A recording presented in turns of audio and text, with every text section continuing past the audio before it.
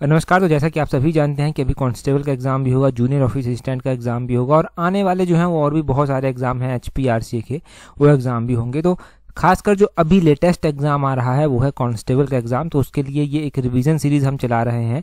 ये revision series जो है वो काफ़ी हेल्प आपकी यहाँ पर करने वाली है। इस रिवीजन सीरीज में जो है हम PYQ यानी कि प्रीवियस ईयर के क्वेश्चन जो है वो डिस्कस करेंगे और इतने अच्छे से डिस्कस करेंगे कि एक तो ये क्वेश्चन क्लियर हो जाए जो कि डायरेक्टली आपकी स्क्रीन पर होगा और यहाँ से थोड़ा सा और भी आप जान लें जो कि एग्जाम में पूछा जा सकता है। सीधा 1-2 नंबर आपके यहाँ से एक वीडियो से पक्के हो सकें, ये कोशिश जो है वो यहाँ पर की जाएगी। क्वेश्चन नंबर 90 से जो है वो डिस्कशन को स्टार्ट करते हैं। हर एक क्वेश्चन को डिटेल से देखेंगे। क्वेश्चन नंबर 90 में क्या बोलते हैं, यहाँ पर बोलते हैं जियोग्राफिकल लोकेशन ऑफ हिमाचल प्रदेश कि हिमाचल प्रदेश की जो जियोग्राफिकल लोकेशन है वो क्या है। देखिए, हिमाचल प्रदेश की अगर हम जियोग्राफिकल लोकेशन की बात करते हैं तो उसका लैटिट्यूड कितना है, इसका लॉन्गिट्यूड कितना है, वो भी एक क्वेश्चन बनता है और वही यहाँ पर दिया गया है। हिमाचल प्रदेश का जो लैटिट्यूड आता है वो जो है 30 डिग्री 22 मिनट 40 सेकंड नॉर्थ से जो है 33 डिग्री 12 मिनट 40 सेकंड नॉर्थ की ओर जो है वो आता है। यानी कि ये ऑप्शन ए जो है वो सही आंसर हो जाएगा। और इससे आगे अगर हम बात करते हैं लैटिट्यूड के अलावा लॉन्गिट्यूड की, तो वो 75 degree 45 minute 55 degree 55 second east से लेकर जो है 79 डिग्री 4 मिनट 20 सेकंड ईस्ट की ओर जो है वो आता है। तो इसका ऑप्शन ए जो है वो सही आंसर हो जाएगा। यहाँ से एक और क्वेश्चन जो हम पढ़ेंगे वो ये पढ़ेंगे कि हिमाचल का एल्टीट्यूड जो है वो कितने से लेकर कितने मीटर तक जो है वो वेरी करता है। तो एल्टीट्यूड हिमाचल प्रदेश का जो है वो वेरी करता है 350 मीटर से लेकर 6975 मीटर तक 6975 मीटर तक इतना वेरी जो है वो हिमाचल का एल्टीट्यूड करता है। बस इतना ही ध्यान रखेंगे। आगे बोलते हैं sex ratio of Himachal Pradesh as per 2011 census. तो बोलते हैं हिमाचल प्रदेश की सेक्स रेशियो 2011 की जनगणना के अनुसार कितनी थी। ये बहुत आसान क्वेश्चन है। 972 जो था वो हिमाचल की सेक्स रेशियो थी। ऑप्शन डी जो है वो सही आंसर इसका हो जाएगा। अगर वैसे ही हम हिमाचल की डेंसिटी देखते हैं तो डेंसिटी हिमाचल की 123 थी 2011 की जनगणना के अनुसार। वैसे ही अगर हम देखते हैं कि 2001 की जनगणना के अनुसार जो था वो हिमाचल प्रदेश की जो था वो जो यहाँ पर सेक्स रेशियो की बात की जा रही है वो सेक्स रेशियो जो था वो कितनी हुआ करती थी। तो 2001 की जब जनगणना हुई थी तो उस टाइम हिमाचल प्रदेश की जो सेक्स रेशियो हुआ करती थी वो 968 जो था वो हुआ करती 968 2001 की जनगणना के अनुसार ध्यान रखना। 1991 की जनगणना के अनुसार जो था वो सेक्स रेशियो 976 जो था वो हुआ करती थी। बस इतना सा यहाँ से ध्यान रखिए। अगले क्वेश्चन हम बोलते हैं which is the largest artificial lake of Himachal Pradesh की हिमाचल प्रदेश की सबसे बड़ी जो आर्टिफिशियल लेक है वो कौन सी है। अगर आर्टिफिशियल लेक की बात की जा रही है यहाँ पर सबसे बड़ी जो आर्टिफिशियल इनके इंसान के द्वारा बनाई गई लेक है कृत्रिम झील जो है वो गोविंद सागर झील है, जो कि ऑप्शन में दिया ही नहीं गया है। ऑप्शन डी इसका सही आंसर हो जाएगा, नन ऑफ दीज। अगर हम बात सबसे बड़ी नेचुरल लेक की करेंगे तो वो रेणुका लेक जो है वो सबसे बड़ी नेचुरल लेक जो है वो आ जाएगी। रिवाल्सर लेक कहाँ पर आती है, ये मंडी में आती है। और वैसे ही क्वेश्चन पूछ लिया जाता है कि ये पंडोह लेक या फिर पंडोह डैम जो है वो कहाँ पर आता है। पंडोह डैम जो है ये मंडी में जो है वो आता है। अगले क्वेश्चन में 93 में बोला गया है गौरी देवी का टिब्बा is located in which district of Himachal Pradesh की ये गौरी देवी का टिब्बा जो है वो कहाँ पर स्थित है। वैसे ही गौरी देवी टिब्बा की अगर हम बात करते हैं कि ये कहाँ पर जो है स्थित है तो आपके पास अलग अलग ऑप्शन यहाँ पर दिए गए हैं। बिलासपुर, हमीरपुर, चंबा, कुल्लू। ये जो है वो चंबा में स्थित है। ऑप्शन सी सही आंसर है। चंबा में गौरी देवी का टिब्बा जो है वो स्थित है। चंबा में नरसिंह टिब्बा भी जो है वो आता है। चंबा में जो है वो कैलाश पीक भी आती है, कैलाश यात्रा जो यहाँ पर होती है भरमौर में। और चंबा में ही तामसार भी आता है। तामसार वैसे चंबा और कांगड़ा की बाउंड्री पर जो है वो आता है। और अगर हम बात करते हैं कुल्लू की तो कुल्लू में भी इंपॉर्टेंट पीक्स आती हैं। कुल्लू में जो है वो हमारे पास जो है वो दियो टिब्बा आता है, इंद्रसान पीक आती है, दिब्बी बोगरी पिरामिड आता है, हनुमान टिब्बा यहाँ पर आता है। यहाँ पर जो है वो पतालसू पीक आती है, पिन बारबदी पीक आती है। यहाँ पर जो है वो यहाँ पर सित्तीधार जो है वो आती है। तो ये कुल्लू की इंपॉर्टेंट पीक जो है वो हो गई। आगे बोलते हैं Bhoranj sub division is located in which district of Himachal Pradesh. तो ये बहुत आसान क्वेश्चन है। इस तरह के क्वेश्चन अब कम पूछे जाते हैं, परंतु चलो फिर भी जैसा भी क्वेश्चन है डिस्कस करना तो बनता है। भौरंज सब डिवीजन जो है वो हमीरपुर में आती है, जो कि ऑप्शन में नहीं दिया गया है। ऑप्शन डी जो है वो सही आंसर इसका हो जाएगा। हमीरपुर की अगर हम बात करते हैं तो Hamirpur in term of area Himachal Pradesh का जो है वो सबसे छोटा जिला जो है वो आता है। इन टर्म ऑफ एरिया अगर हिमाचल का सबसे छोटा जिला है तो कितना एरिया जो है वो इसका है। हमीरपुर का एरिया 1118 स्क्वायर किलोमीटर जो है वो आता है। अच्छा, सबसे कम भी है तो ये पूरे हिमाचल के एरिया का कितना परसेंट कवर करता है, 2.01% जो है ये पूरे हिमाचल के एरिया का कवर करता है। अगला क्वेश्चन देखिए। अगले क्वेश्चन में क्या बोलते हैं, अगले क्वेश्चन में बोलते हैं Phulaich festival is celebrated in which district of Himachal Pradesh. ये फुल्लैच त्यौहार जो है वो हिमाचल प्रदेश के किस जिले में जो है वो मनाया जाता है। देखिए, फुल्लैच त्यौहार की यहाँ पर बात की जा रही है। ये फुल्लैच त्यौहार जो है वो कहाँ पर मनाया जाता है। ये त्यौहार जो है वो मनाया जाता है किन्नौर में। ऑप्शन डी जो है वो सही आंसर है। देखो फुल्लैच तो एक बहुत ही आसान त्यौहार है, परंतु हमारे पास कुछ ऐसे इंपॉर्टेंट मेले हैं जो कि किन्नौर में जो है वो मनाए जाते हैं। किन्नौर में जो है हमारे पास फुल्लैच त्यौहार के अलावा उख्यांग फेस्टिवल भी जो है मनाया जाता है। किन्नौर में जो है वो हमारे पास जागरू फेस्टिवल भी मनाया जाता है। किन्नौर में खेपा फेस्टिवल मनाया जाता है। किन्नौर में जो है साजो फेस्टिवल भी जो है वो मनाया जाता है। तो इस तरह के इंपॉर्टेंट फेयर फेस्टिवल जो है वो किन्नौर में जो है वो मनाए जाते हैं। अगला क्वेश्चन देखिए, अगले क्वेश्चन में बोलते हैं Dungri fair is celebrated in which district of Himachal Pradesh. तो डुंगरी मेला जो है वो कहाँ पर जो है वो लगता है। अगर हम डुंगरी मेला की बात करते हैं कि ये मेला कहाँ पर लगता है, तो डुंगरी मेला जो है वो कुल्लू में जो है लगता है। डुंगरी माता हमने बहुत बार डिस्कस किया है कि ये हडिम्बा माता को ही जो है वो बोलते हैं, और डुंगरी माता इनकी हडिम्बा माता का जो मंदिर है वो कुल्लू में जो है वो स्थित है, और ये जो है वो पैगोडा आर्किटेक्ट स्टाइल में जो है वो बना हुआ है। अच्छा, पैगोडा आर्किटेक्ट स्टाइल में ये मंदिर बना हुआ है कुल्लू में। क्या कोई और भी ऐसा मंदिर है जो पैगोडा आर्किटेक्ट स्टाइल में जो है वो बना हुआ है? बिल्कुल जी, कुल्लू में और भी ऐसे मंदिर है जो पैगोडा आर्किटेक्ट स्टाइल में बने हुए हैं। जैसे कि कौन कौन से मंदिर? पैगोडा आर्किटेक्ट स्टाइल में जो है वो यहाँ पर त्रिपुरा सुंदरी माता का मंदिर बना हुआ है जो कि नगर में जो है वो स्थित है। पैगोडा आर्किटेक्ट स्टाइल में ही कुल्लू का जो है वो आदि ब्रह्मा मंदिर बना हुआ है जो कि कुल्लू के कोखान में जो है वो स्थित है। कुल्लू के अलावा जो है वो एक मंडी में जो है वो छतरी टेम्पल आता है, ये भी जो है पैगोडा आर्किटेक्ट स्टाइल में बना हुआ है। मंडी का पराशर टेम्पल भी पैगोडा आर्किटेक्ट स्टाइल में बना हुआ है। किन्नौर का सुंगरा महेश्वर टेम्पल भी इसी पैगोडा आर्किटेक्ट स्टाइल में जो है वो बना हुआ है। आगे बोलते हैं youngest girl to scale youngest girl of Himachal Pradesh to scale Mount Everest. तो माउंट एवरेस्ट को फतेह करने वाली हिमाचल की सबसे यंगेस्ट लड़की जो था वो कौन थी? तो वो थी डिक्की डोलमा। डिक्की डोलमा का नाम आपने ध्यान रखना है, ऑप्शन बी जो है वो उसका सही आंसर हो जाएगा। डिक्की डोलमा यंगेस्ट गर्ल थी जिन्होंने माउंट एवरेस्ट को फतेह किया था। अच्छा, डिक्की डोलमा के द्वारा जो था वो कौन से ईयर में माउंट एवरेस्ट को फतेह किया गया था? तो डिक्की डोलमा के द्वारा 1993 में माउंट एवरेस्ट को जो था फतेह किया गया था। ये डिस्ट्रिक्ट कुल्लू से संबंध रखती हैं और सिर्फ 19 साल की उस टाइम ये हुआ करती थी जब इन्होंने माउंट एवरेस्ट को जो था वो स्केल किया था। अगले क्वेश्चन में बोलते हैं which is the longest serving chief minister of Himachal Pradesh. तो longest serving chief minister Himachal Pradesh के कौन रहे हैं? तो लॉन्गेस्ट सर्विंग चीफ मिनिस्टर जो हिमाचल प्रदेश के रहे हैं वो श्री वीरभद्र सिंह जी रहे हैं। ऑप्शन सी जो है वो सही आंसर है। इनके बारे में हमने एक और क्वेश्चन पढ़ा था जो HPRC के द्वारा पहले एक पेपर कंडक्ट करवाया गया था। HPRC मैं बात कर रहा हूँ ना कि HPSSC की। उसमें पूछा गया था कि वीरभद्र सिंह जी का जन्म जो था वो कौन से डिस्ट्रिक्ट में हुआ था, तो वो शिमला डिस्ट्रिक्ट का क्वेश्चन हमने वहाँ पर पढ़ा भी था। ठीक है, अभी हम यहाँ पर पढ़ रहे हैं कि वीरभद्र सिंह जी जो है लॉन्गेस्ट सर्विंग चीफ मिनिस्टर रहे हैं। कितनी बार मुख्यमंत्री बन चुके हैं? 6 बार हिमाचल प्रदेश के मुख्यमंत्री जो है ये रह चुके हैं। अच्छा, 6 बार हिमाचल प्रदेश के मुख्यमंत्री रह चुके हैं, ये भी तो पता होना चाहिए कि कौन कौन से ईयर में जो है ये मुख्यमंत्री जो था वो रहे थे। अच्छा, हिमाचल प्रदेश के ये मुख्यमंत्री बनते हैं, परंतु क्या ये पहले मुख्यमंत्री थे? नहीं, पहले मुख्यमंत्री हिमाचल प्रदेश के डॉक्टर यशवंत सिंह परमार जी थे। डॉक्टर यशवंत सिंह जी परमार जी पहले मुख्यमंत्री थे। पहले नॉन कांग्रेस मुख्यमंत्री कौन थे? वो शांता कुमार जी थे। शांता कुमार जी के बाद जो है वो रामलाल ठाकुर मुख्यमंत्री बने थे, और उसके बाद वीरभद्र सिंह जो था वो मुख्यमंत्री बने थे पहली बार 1983 में।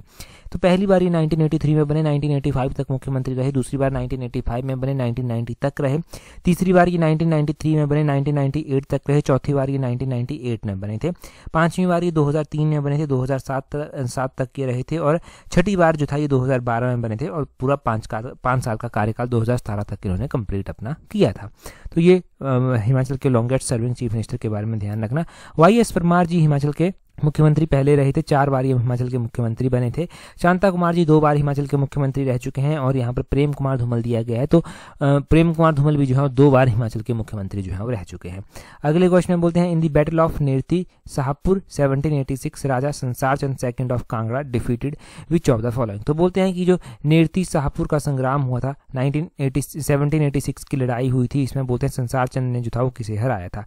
तो ये पहले तो ध्यान रखना है कि ये नेरती की लड़ाई जो था वो कब हुई थी। ये लड़ाई जो था वो हुई थी 1786 में, और ये किसके बीच में हुई थी? तो कांगड़ा के राजा जो संसार चंद सेकंड थे उनके बीच में, और चंबा के राजा राज सिंह के बीच में जो था वो हुई थी। ऑप्शन सी जो है वो सही आंसर है। 99 का जो है वो ऑप्शन सी यहाँ पर सही आंसर हो जाएगा।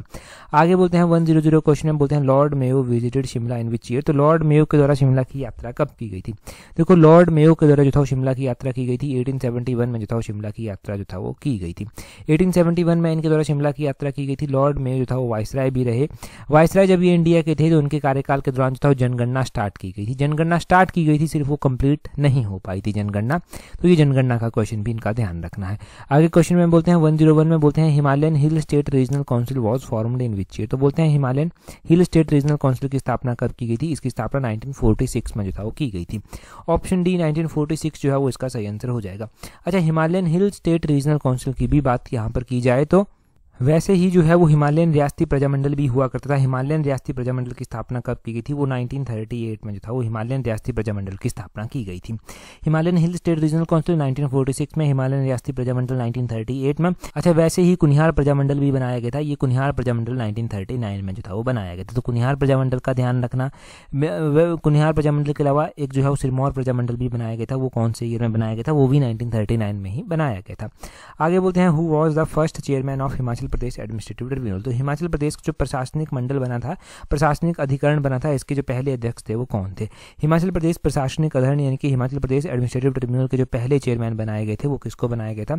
वो जस्टिस एच.एस. ठाकुर को जो था वो बनाया गया था। Justice HS. ठाकुर इनके जस्टिस हीरा सिंह ठाकुर को जो था वो बनाया गया था। ऑप्शन ए जो है वो सही आंसर है। अब क्वेश्चन पूछने वाला ये भी पूछता है कि एडमिनिस्ट्रेटिव ट्रिब्यूनल की स्थापना हिमाचल में कब की गई थी? 1986 में इसकी स्थापना जो था वो की गई थी। 2008 में इसे जो था वो बंद कर दिया गया था, परंतु इसको फिर से जो था वो ओपन कर दिया गया। इसको 2013 में जो था वो फिर से जो था वो ओपन कर दिया गया था हिमाचल प्रदेश एडमिनिस्ट्रेटिव ट्रिब्यूनल को। अच्छा, कमेंट कर मुझे क्वेश्चन का आंसर बताइए कि प्रेजेंट टाइम में हिमाचल प्रदेश के लोकायुक्त जो है वो कौन है। अगले क्वेश्चन में बोलते हैं Neugal hydro electric project is constructed on which river. तो बोलते हैं न्यूगल हाइड्रो इलेक्ट्रिक प्रोजेक्ट जो है वो बन रहा है। ये न्यूगल परियोजना जो है वो कौन से नदी के ऊपर जो है वो बन रही है? अच्छा, न्यूगल परियोजना की अगर हम बात करते हैं कि ये कौन सी नदी के ऊपर जो है वो बन रही है, तो क्वेश्चन नंबर 103 का जो है वो सही आंसर जो है वो क्या हो जाएगा? ऑप्शन सी, इसका ब्यास जो है वो सही आंसर इसका हो जाएगा। अच्छा, न्यूगल परियोजना जो है वो ब्यास नदी के ऊपर बन रही है। न्यूगल जो है वो परियोजना कितने मेगावाट की है और कौन से जिले में है? तो 15 मेगावाट की परियोजना है। कांगड़ा जिले में जो है ये परियोजना जो है वो आती है। न्यूगल जो है वो ब्यास की जो है सहायक नदी भी जो है वो बनती है। ब्यास की ये सहायक नदी भी है। अगला क्वेश्चन देखिए, बोलते हैं टेम्परेट फॉरेस्ट रिसर्च इंस्टीट्यूट यानी कि TFRI की यहाँ पर बात की जा रही है। बोलते हैं temperate forest research institute is located in which place of Himachal Pradesh. ये जो टेम्परेट फॉरेस्ट रिसर्च इंस्टीट्यूट है ये हिमाचल प्रदेश के किस स्थान पर जो है वो स्थित है? ये जो है वो हिमाचल प्रदेश के शिमला जिले में जो है वो स्थित है। शिमला जिले में टेम्परेट फॉरेस्ट रिसर्च इंस्टीट्यूट जो है वो स्थित है। यहाँ पर हमारे पास ऐसे ही इंस्टीट्यूशन से रिलेटेड और भी क्वेश्चन जो है वो पूछे जाते हैं। क्या क्या क्वेश्चन पूछे जाते हैं? हमारे पास जो CSIR भी आता है। CSIR जो है वो कहाँ पर स्थित है? CSIR पालमपुर में स्थित है। ये जो CSIR पालमपुर में है, इस CSIR का पूरा नाम क्या होता है? CSIR का पूरा नाम जो है ये होता है council of scientific and industrial research जो है वो इसका पूरा नाम है CSIR का। CSIR के अलावा जो है वो डायरेक्टरेट ऑफ मशरूम रिसर्च भी हमने पढ़ा है। ये जो है वो डिस्ट्रिक्ट सोलन में जो है वो आता है। हमने हिमालयन फॉरेस्ट रिसर्च इंस्टीट्यूट भी पढ़ा है। ये जो है वो शिमला में जो है वो आता है। शिमला के पंथा घाटी में ये हिमालयन फॉरेस्ट रिसर्च इंस्टीट्यूट जो है वो स्थित है। अभी हमारे पास हिस्ट्री के क्वेश्चन जो है वो चलते हैं। इन क्वेश्चंस को बिल्कुल भी इग्नोर नहीं करेंगे, खासकर जिनके रिसेंट एग्जाम जो है वो आ रहे हैं, क्योंकि यहाँ से थोड़ा थोड़ा क्लू आपको क्वेश्चंस का जरूर मिलेगा। यहाँ पर क्वेश्चन नंबर 113 में बोलते हैं which is Upaveda of Samaveda. तो बोलते हैं सामवेद का जो उपवेद है वो कौन सा है? सामवेद का उपवेद जो है वो ऑप्शन बी गंधर्व वेद जो है वो आता है। अगले क्वेश्चन में बोलते हैं 114 नंबर क्वेश्चन में बोलते हैं which major rock edict of Ashoka is related to provision of animal sacrifice. तो अशोक के अलग अलग जो है वो स्तंभ आते थे। तो बोलते हैं इसका एक शिलालेख है जो कि पशु बलि की रोक पर जो है वो उसके बारे में जो है बात करता है। तो वो कौन सा शिलालेख है इसका? क्वेश्चन नंबर 114 का ऑप्शन ए ही सही आंसर हो जाएगा। इसका जो मेजर रॉक एडिक्ट नंबर 1 है वही है अशोक के। वैसे ही जो मेजर रॉक एडिक्ट नंबर 2 है वो किसकी बात जो है वो करता है? ये बात करता है सोशल वेलफेयर अंडर धम। धम के अंदर जो है जो मेडिकल ट्रीटमेंट इंसान को दी जानी चाहिए, एनिमल को दी जानी चाहिए, रोड की कंस्ट्रक्शन होनी चाहिए, कुएं खुदवाने चाहिए, ट्रीज लगाने चाहिए, प्लांट्स लगाने चाहिए, उसकी बात जो है ये मेजर रॉक एडिक्ट नंबर 2 करता है। ये जो रॉक एडिक्ट नंबर 3 है ये किसकी बात जो है वो करता है? ये करता है declare that respect for parents for all living things. इसकी बात करता है respect for parents and for all living things की ये बात करता है। रॉक एडिक्ट नंबर 4 किसकी बात करता है? ये नॉन वायलेंस टू एनिमल की बात करता है। Major rock edict number 4। ठीक है जी, तो ये आपने 4 एडिक्ट पढ़ लिए मेजर रॉक एडिक्ट। अगले क्वेश्चन नंबर 115 में क्या बोलते हैं? 115 में बोलते हैं Gita Govinda book was written by. तो गीता गोविंद किताब किसके द्वारा लिखी गई है? ये जो है वो जयदेव के द्वारा जो है वो लिखी गई है। जयदेव ने ये गीता गोविंद किताब जो है वो लिखी है। आगे बोलते हैं 116 में बोलते हैं during the rain of which Mughal emperor painting reached at its zenith. तो बोलते हैं कि कौन से मुगल शासक काल में जो है वो चित्रकला अपने चरम बिंदु पर जो था वो पहुंची थी। चित्रकला जो है वो अपने चरम बिंदु पर जो है जहांगीर के शासन काल में जो था वो पहुंची थी। ऑप्शन बी जो है वो इसका सही आंसर हो जाएगा। अच्छा, अगला क्वेश्चन डिस्कस करें उससे पहले देखिए, अगर आप तैयारी अपकमिंग HPRCA के एग्जाम के लिए कर रहे हैं, आप तैयारी कर रहे हैं अपकमिंग, और भी आपके JBT का एग्जाम आएगा, आपके TGT के एग्जाम आएंगे, आपके पब्लिक सर्विस कमीशन के और एग्जाम है, तो आप हमारी कॉम्प्रिहेंसिव टेस्ट सीरीज को ज्वाइन कर सकते हैं, जिसका लिंक नीचे डिस्क्रिप्शन बॉक्स कमेंट बॉक्स में जो है दिया गया है। अगर चाहते हैं कि आपके अपकमिंग एग्जाम्स में आपकी स्टडी को प्रॉपर शेप मिले, आपका एग्जाम में एक अच्छा रैंक आए, आप अच्छे से चीज़ों को रिवाइज कर पेपर में जाए, तो ये टेस्ट सीरीज बहुत ज़रूरी है आपके लिए, जिसका लिंक नीचे डिस्क्रिप्शन बॉक्स कमेंट बॉक्स में दिया गया है। स्लॉट 2 ऑलमोस्ट फुल होने वाला है, किसी भी टाइम फुल हो सकता है, तो आप टाइमली जो है खुद को रजिस्टर यहाँ पर कर सकते हैं। स्लॉट 1 तो हमारा ऑलरेडी फुल हो चुका है, स्लॉट 2 में जल्दी से खुद को रजिस्टर कर लीजिए। क्वेश्चन नंबर 117 से डिस्कशन को स्टार्ट करते हैं। फिर से बोलते हैं, Moplah rebellion took place in which year? ये जो मोपला संग्राम हुआ था, मोपला विद्रोह जो हुआ था, ये कौन से ईयर में जो था वो हुआ था? तो मोपला विद्रोह 1921 में जो था वो हुआ था। ऑप्शन ए इसका सही आंसर, ध्यान रखना है। आगे बोलते हैं, Indian national Congress split into 2 groups during this session? ये जो भारतीय राष्ट्रीय कांग्रेस थी, ये 2 भागों में जो था वो बंट गई थी। 2 भागों में ये बंटी थी, कौन से ईयर में ये बंटी थी? तो ये सूरत सेशन हुआ था 1907 का। तो कई बार क्वेश्चन सीधा पूछा जाता है कि ये सूरत सेशन कौन से ईयर में हुआ था। ये 1907 में सूरत सेशन जो था वो हुआ था, और इस 1907 के सूरत सेशन में जो था वो कांग्रेस जो था वो 2 भागों में बंट गई थी।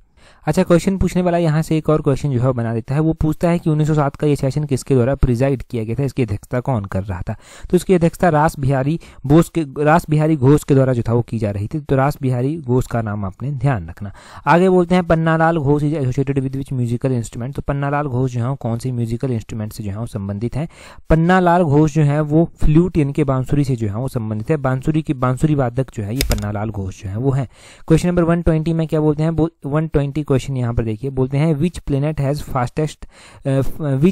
Has fastest rotation in solar system? तो बोलते हैं कि कौन सा ग्रह ऐसा है जिसकी जो हमारा सौर मंडल है, सौर परिवार है, उसमें सबसे तेज जो है वो घूमता है? तो 120 का जो है वो ऑप्शन डी जुपिटर जो है वो इसका सही आंसर हो जाएगा। अच्छा, हमारे पास जो सबसे बड़ा प्लेनेट आता है वो कौन सा आता है? वो जुपिटर ही जो है वो आता है। हमारे पास जो ग्रीन प्लेनेट यानी कि हरा ग्रह आता है वो यूरेनस जो है वो आता है। सबसे चमकीला ग्रह जो है वो वीनस जो है वो आता है। इवनिंग स्टार भी वीनस को जो है वो बोला जाता है। मॉर्निंग स्टार भी वीनस को बोला जाता है। जो प्लेनेट अर्थ के सबसे नजदीक है वो भी वीनस ही जो है वो आता है। जो प्लेनेट सूर्य के सबसे नजदीक आता है वो मरकरी जो है वो है। और सबसे जो स्लोएस्ट रोटेशन वाला प्लेनेट आता है वो कौन सा आता है? वो वीनस जो है वो सबसे स्लो घूमने वाला प्लेनेट जो है वो आता है। रिवॉल्यूशन की अगर हम बात करते हैं, रोटेशन अलग बात है, रिवॉल्यूशन अलग बात है। तो सबसे स्लोएस्ट रिवॉल्यूशन करने वाला प्लेनेट कौन सा है? वो जो है नेपच्यून जो है वो सबसे स्लोएस्ट जो है रिवॉल्व जो है वो करता है। और फास्टेस्ट रिवॉल्यूशन वाला प्लेनेट कौन आता है? वो मरकरी जो है वो आता है। फास्टेस्ट रोटेशन वाला प्लेनेट जुपिटर जो है वो आता है। तो इस रोटेशन रिवॉल्यूशन के चक्कर में जो है वो कंफ्यूज नहीं होना है आपने। अगले क्वेश्चन में बोलते हैं, बोरा मिस्ट्रॉल एंड सिरोको आर? तो बोलते हैं ये जो बोरा हो गया, मिस्ट्रॉल हो गया, सिरोको हो गया, ये जो है वो क्या चीज़ें हैं? बोरा, मिस्ट्रॉल, सिरोको की अगर हम बात करते हैं कि ये क्या चीज़ें हैं, तो ये जो है वो लोकल विंड्स के टाइप जो है वो आते हैं। किसके टाइप आते हैं? लोकल विंड्स के जो है ये टाइप आते हैं। इसका ऑप्शन सी जो है वो सही आंसर हो जाएगा। एक्सपेक्टेड क्वेश्चन है। आगे बोलते हैं, green land of Eurasian region is called? तो बोलते हैं कि जो यूरेशियन क्षेत्र है उसमें जो घास स्थल लाते हैं उसको क्या कहते हैं? तो उसको जो है वो ऑप्शन है स्टीपी जो है वो बोलते हैं। स्टीपे उसको बोलते हैं जो यूरेशियन रीजन में आते हैं उसको स्टीपे जो है वो बोलते हैं। पुस्ताज किसको बोलते हैं? जो हंगरी रीजन में आते हैं, हंगरी जो क्षेत्र में आते हैं उसको पुस्ताज जो है वो बोलते हैं। यहाँ पर प्रियरी दिया गया है, ये यूएसए के ग्रासलैंड्स को जो है वो बोला जाता है। यहाँ पर पेम्पास दिया गया है, ये अर्जेंटीना और उरुग्वे क्षेत्र में जो होते हैं, अर्जेंटीना, उरुग्वे और साउथ अमेरिका क्षेत्र में जो होते हैं उनको जो है वो पेम्पास बोलते हैं। डाउन किसको बोलते हैं? डाउन वो हैं जो ऑस्ट्रेलियन क्षेत्र में जो है वो आते हैं। 123 में बोलते हैं, which Indian state has longest coast line? तो बोलते हैं इंडियन स्टेट कौन सा है जहां पर लॉन्गेस्ट कोस्ट लाइन जो है वो आती है? तो लॉन्गेस्ट कोस्ट लाइन वाला गुजरात जो है वो स्टेट आता है। अभी कोस्ट लाइन जो है वो चेंज भी हो गई है, तो कोस्ट लाइन जो चेंज हुई है उसमें जो है गुजरात फिर से जो है वो ऐसा स्टेट आता है जो लॉन्गेस्ट कोस्ट लाइन शेयर करता है। ये जो है वो एक डाटा अभी आया है रिसेंटली, जहां से हमें कोस्ट लाइन के बारे में पता चलता है, जहां से हमें जो है समुद्र की रेखा के बारे में जो है वो पता चलता है। इंडिया जो कोस्ट लाइन शेयर करता है वो कितने किलोमीटर जो है वो करता है? तो इंडिया जो है वो 11,098, यहाँ पर मैं लिख देता हूँ 11098 किलोमीटर जो है वो ये कोस्ट लाइन जो है वो इंडिया शेयर करता है। अच्छा, दूसरा ध्यान रखना है कि इंडिया की कोस्ट लाइन जो है पहले 7,516 किलोमीटर जो था वो हुआ करती थी, परंतु अभी जो इंक्रीज हुई है वो कितनी परसेंट इंक्रीज हुई है? तो 47.6% जो है कोस्ट लाइन इंडिया की इंक्रीज हो गई है। इंडिया के कौन कौन से स्टेट जो है कोस्ट के साथ लगते हैं, तो गुजरात, महाराष्ट्र, गोवा, कर्नाटका, केरला, तमिलनाडु, आंध्र प्रदेश, उड़ीसा, वेस्ट बंगाल ये स्टेट लगते हैं। यूनियन टेरिटरी में दमन एंड दीव, लक्षद्वीप, पुडुचेरी, अंडमान एंड निकोबार ये स्टेट जो है वो लगते हैं। कोस्ट लाइन वाले स्टेट भी आपने ध्यान रखने। लॉन्गेस्ट कोस्ट लाइन वाला स्टेट जो है वो कौन सा है, गुजरात है। गुजरात जो है वो 2340 किलोमीटर जो है कोस्ट लाइन शेयर करता है। पहले ये 1214 किलोमीटर करता था, परंतु अभी इंक्रीज हो गया है इसका भी एरिया, ये 2340 किलोमीटर कोस्ट लाइन जो है वो शेयर करता है। ठीक है जी, तो ये आपने गुजरात के बारे में भी ध्यान रखना है। बस इतना सा यहाँ से ध्यान रख ले तो सीधे 1-2 नंबर का क्वेश्चन ये पक्का क्लियर हो जाएगा। 124 नंबर क्वेश्चन में बोलते हैं which is the longest river of peninsular India. तो पेनिनसुलर इंडिया की ये लॉन्गेस्ट रिवर पूछी गई है। अगर इंडिया की पूछी गई होती तो अलग बात है, यहाँ पर ये जो प्रायद्वीपीय भारत है उसकी पूछी गई। पेनिनसुलर इंडिया की वो जो है गोदावरी जो है वो आती है, गोदावरी ये आती है। परंतु अगर मान लो इंडिया की लॉन्गेस्ट रिवर जो है पूछी गई होती तो लॉन्गेस्ट रिवर जो है वो इंडिया की कौन सी है, वो गंगा जो है वो लॉन्गेस्ट रिवर इंडिया की आती है। लगभग ये 2525 किलोमीटर जो है वो लॉन्गेस्ट ये है। तो लॉन्गेस्ट रिवर का आपको पता चल गया। लॉन्गेस्ट जो हमारे पास डैम आता है वो हीराकुंड डैम जो है वो आता है। लॉन्गेस्ट जो सी बीच आती है, इनके सी बीच जो है वो मेरीना बीच जो है वो हमारे पास आती है।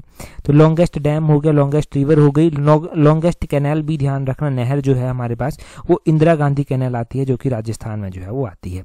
अगला क्वेश्चन देखिए 125 बोलते हैं विच इज प्लांटेशन क्रॉप। तो इनमें से कौन सी प्लांटेशन क्रॉप जो है वो आती है। तो क्वेश्चन नंबर 125 की अगर हम बात करते हैं इनमें से प्लांटेशन क्रॉप जो है वो कौन सी है, तो 125 का ऑप्शन है चाय एक प्लांटेशन क्रॉप में जो है वो आती है। अगला हमारे पास है क्वेश्चन पॉलिटी का, बोलते हैं which article of Indian constitution deals with right against exploitation. तो एक्सप्लॉयटेशन के अगेंस्ट जो राइट हमारे पास है फंडामेंटल राइट में ये हमारे आता है 126 का article number 23 and 24। Article number 23 and 24 आपने ध्यान रखना है कि ये जो है वो एक्सप्लॉयटेशन के अगेंस्ट आवाज की बात जो है वो करता है। अब यहाँ पर आर्टिकल नंबर 23-24 किसकी बात और करता है, आर्टिकल नंबर 23 जो है बात करता है प्रोहिबिशन ऑफ ह्यूमन ट्रैफिकिंग की और फोर्स्ड जो लेबर होता है उसकी ये बात करता है। और आर्टिकल नंबर 24 जो है provision of employment of children in factories की बच्चों से फैक्ट्रीज में काम नहीं करवाना है उसके ऊपर जो है ये रोक लगाता है। अगले क्वेश्चन में बोलते हैं क्वेश्चन नंबर 127 में बोलते हैं joint session of parliament is presided over by which of the following. तो ज्वाइंट सेशन जो पार्लियामेंट का होता है वो प्रिजाइड किसके द्वारा किया जाता है, तो प्रिजाइड करने की बात की जा रही है तो वो स्पीकर के द्वारा प्रिजाइड किया जाता है। ये आपने ध्यान रखना है कि उसको प्रिजाइड जो है वो स्पीकर जो है वो करता है। आगे बोलते हैं which is the Maharatna status company. तो इनमें से महारत्ना स्टेटस कंपनी जो है वो कौन सी आती है, स्टील अथॉरिटी ऑफ इंडिया इनके सेल दिया गया है, गेल दिया गया है, gas authority of India limited Bhil दिया गया है, भारत हैवी इलेक्ट्रॉनिक्स लिमिटेड। तो ये option D all of these जो है ये तीनों ही जो है वो आती हैं। 128 का जो है ऑप्शन डी सही आंसर इसका हो जाएगा। 129 देखिए बोलते हैं which is used as shaving mirror. तो इनमें से कौन सा शेविंग मिरर के रूप में इस्तेमाल होता है, तो कनकेव मिरर जो है वो शेविंग मिरर के रूप में भी इस्तेमाल यहाँ पर होता है। Water gas is composed of, तो वाटर गैस जो है वो किससे बनी होती है, water gas is composed of 130 का ऑप्शन है कार्बन मोनोऑक्साइड एंड हाइड्रोजन, ये दोनों जो है वो सही आंसर हो जाएगा। आगे बोलते हैं मिजेल्स इज कॉज्ड बाय, तो मिजेल्स जो है वो किसके कारण होते हैं, 131 का ऑप्शन बी वायरस जो है वो सही आंसर हो जाएगा। आगे 132 में बोलते हैं एंटोनियम ऑफ सॉर्डिड, ये हिंदी इंग्लिश का सेक्शन के लिए बहुत इंपॉर्टेंट है। सॉर्डिड जो है वो इसका एंटोनियम यानी कि अपोजिट मीनिंग जो है वो क्या हो जाएगा, एंटोनियम इसका 132 का ऑप्शन सी हो जाएगा, जेनरस ऑप्शन सी सही आंसर है। वन वर्ड सब्स्टिट्यूशन दिया गया है, यहाँ पर बोलते हैं regard for others as a principle of action. तो regard for other as a principle of action को क्या बोलते हैं, इसको जो है वो एल्ट्रुइज्म जो है वो बोला जाता है। आगे बोलते हैं I saw a dash of wolves roaming around the forest. तो I saw a pack of wolves, pack of wolves जो है वो होता है, इनके हमेशा पैक ऑफ वॉल्व्स ही इस्तेमाल वर्ड किया जाता है। नेक्स्ट में बोलते हैं टू बैगर डिस्क्रिप्शन, ये ईडियम दिया गया है, इसका मतलब बता रहा है। तो इसका मतलब 135 का क्या होता है, ऑप्शन सी जो है वो होता है beyond 1 power to describe adequately, option C इसका सही आंसर हो जाएगा। आगे बोलते हैं ग्रामगत में समास कौन सा है, तो ग्रामगत में समास की बात करते हैं तत्पुरुष समास यहाँ पर जो है वो आता है। 137 में देखिए 137 में क्या बोलते हैं, 137 में बोलते हैं नेता का पर्यायवाची शब्द क्या है, नेता का पर्यायवाची शब्द जो है वो अगुवा हो जाएगा, अगुवा ऑप्शन ए जो है वो सही आंसर है। नाक रगड़ना मुहावरे का क्या अर्थ होता है, नाक रगड़ना मुहावरे का अर्थ होता है अधीन हो जाना, ऑप्शन डी सही आंसर है। जो हमने टेस्ट सीरीज ग्रुप अगर आपने ज्वाइन किया है तो वहां पर हमने हिंदी इंग्लिश की टेस्ट भी अलग से पोस्ट की हुई है, वहां पर भी देख लेना जाकर। 139 में बोलते हैं जो लेने की चाह रखता हो उसके लिए उपयुक्त शब्द क्या है, तो लेने की चाह रखता हो उसके लिए लिप्सु जो है वो उपयुक्त शब्द आता है, लिप्सु आपने ध्यान रखना है। तो लगभग हमने 40 के करीब ये क्वेश्चन जो है वो डिस्कस किए, हर एक क्वेश्चन इंपॉर्टेंट था। एक रिवीजन आपका यहाँ से हो गया। आगे भी ऐसे सेशन आते रहेंगे। अगर टेलीग्राम पर आपने अभी तक हमें ज्वाइन नहीं किया है तो अपने टेलीग्राम से @tallexam31 करके सर्च करना, आपको हमारा टेलीग्राम चैनल जो है वो मिल जाएगा। टेलीग्राम पर ज्वाइन कर लीजिए। आज की इस वीडियो में इतना ही है। That's all. Thank you very much for watching and listening it very patiently.